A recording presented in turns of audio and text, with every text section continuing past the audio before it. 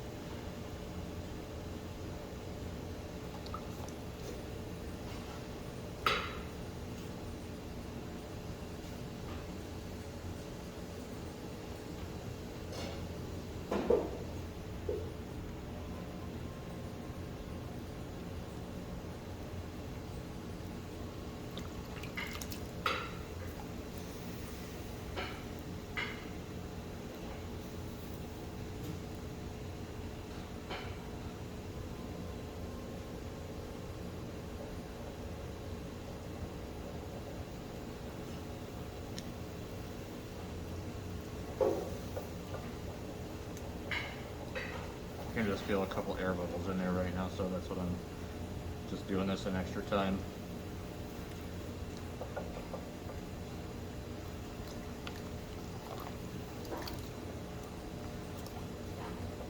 So I would recommend the width that you're working with is pretty good.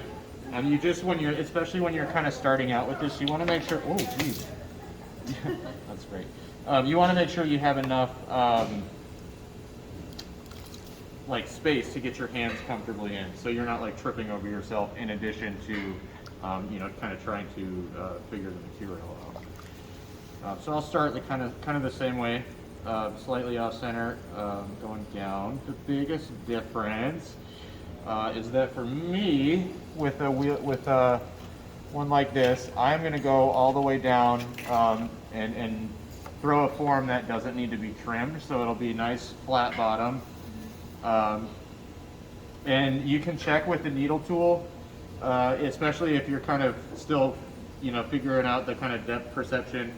You're again looking for even wall consistency all the way through. So whatever your side walls are going to end up being is what you're going to want your bottom to be too. So I'm going to shoot for about 1/4 of an inch, and I just use the needle tool as a little gauge. I feel like the glove is throwing me off just a little bit. I've got just a little more to go. And then the biggest difference between this and a bowl is that once I've got that bottom like point established, I'm going to open this to like it's, you know, the flat bottom sort of widest point right out of the gate. And so the way that I like to do that is I kind of imagine my fingers being like a little Zamboni or something, or like squeegeeing water. And so I stop with my middle finger kind of at that bottom point, and I'll very kind of gently begin pulling straight back towards myself, trying very, very hard to keep my finger sort of parallel to the wheel head and making a nice level bottom. So you want to establish that sort of 90-degree corner like right away. Yeah, this part.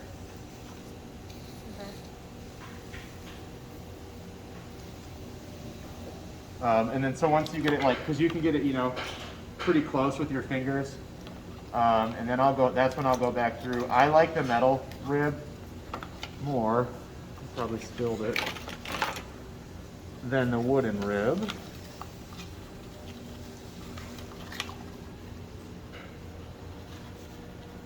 This one. That's why, actually, that's exactly why I have this edge of, you know, it's just one of these metal kidney ribs that I snipped the end off of. Okay. And the wooden rib works really well too. I like the metal though because it's a little bit more flexible. So you can kind of bend it to fit in the piece a little bit more. And then I'll use that to really get like a 90-degree Actually, I should have went down a little farther. It's not too late. Down just a little more.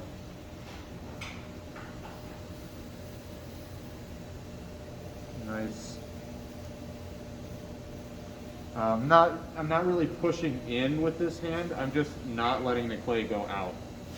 So it's just kind of like a firm base. And then so I've got a pretty good, straight down shot at it. Now it's about opening it. And one thing that's important when you're trying to throw upward, like a straight walled cylinder, is that you want to keep it in a conical shape as much as possible as you're throwing. As soon as this form starts to flare out, it becomes very difficult to kind of wrangle it back in center and make pulls upward.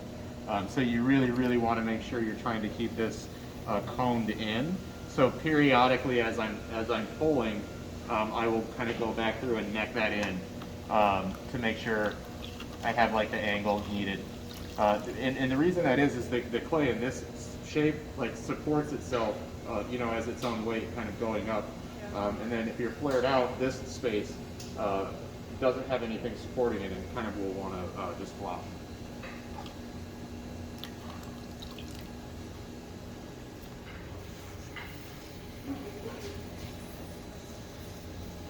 And then from here, I kind of just am making sure I'm, where I want to be with the bottom and where I start making my first pull. So before I really start pulling, I'll kind of establish this like sort of little mushroom shape at the bottom and just start pushing out. I usually make my first pull pretty tentative. There's not much of a bulge there, it's kind of mostly just pressure. I like to do that to just kind of feel what the clay feels like and just kind of see where it's at, because it's always a little different. And then from there I'll make my first real pull, still kind of having this conical shape. And I will try to maintain that as I'm throwing up. I will try to throw up and in at the same time, which is more difficult than it sounds because the clay's natural inclination is to kind of want to work its way outward. So I'll make the bulge, come beneath the bulge,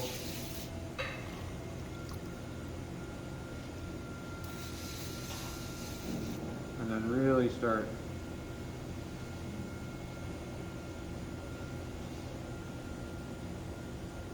working that material up.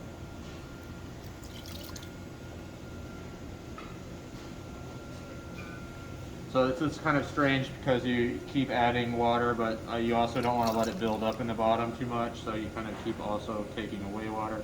But it's really important when you're throwing these walls that there's no torque. So there has to be plenty of lubrication as you're trying to make that bulge.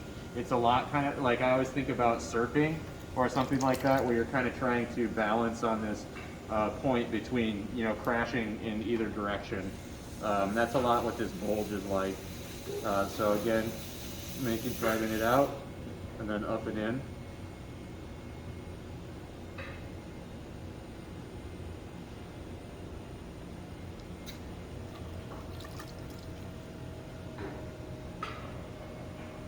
I don't worry too much if I kind of, knock it around a little bit like that. It's not that big of a deal.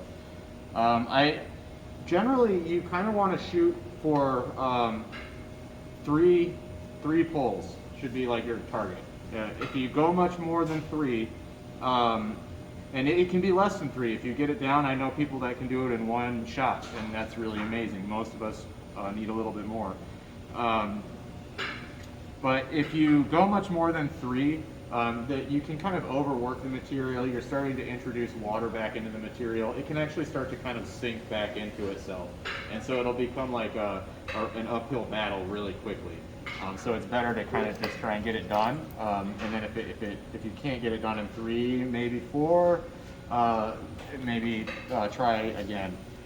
If you're having trouble handling the material or pulling it, to its thin, pulling it to its maximum, you can always think about going down to like a pound of clay and just getting really working through getting that wall appropriate, because it's always a little easier, smaller, and then working up into it. So this will be my last real pull, and I really with this one try to feel how thick the clay is. So I'm applying pressure differently a little bit depending on where I'm at in the body, because there are a couple of uneven spaces in there still. And I kind of try and thin those out as much as I can.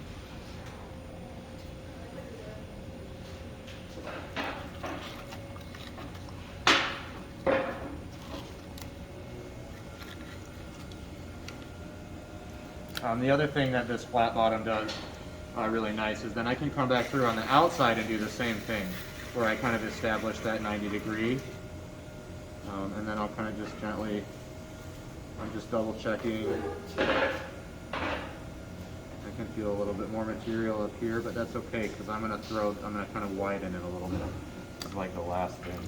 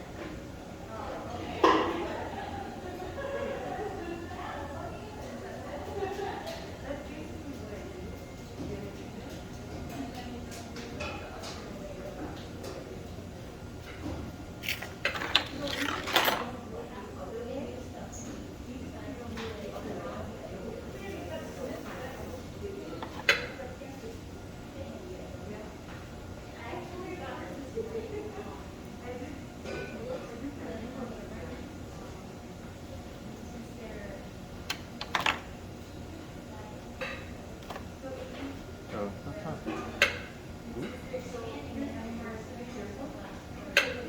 not too bad. So that's kind of what you're shooting for.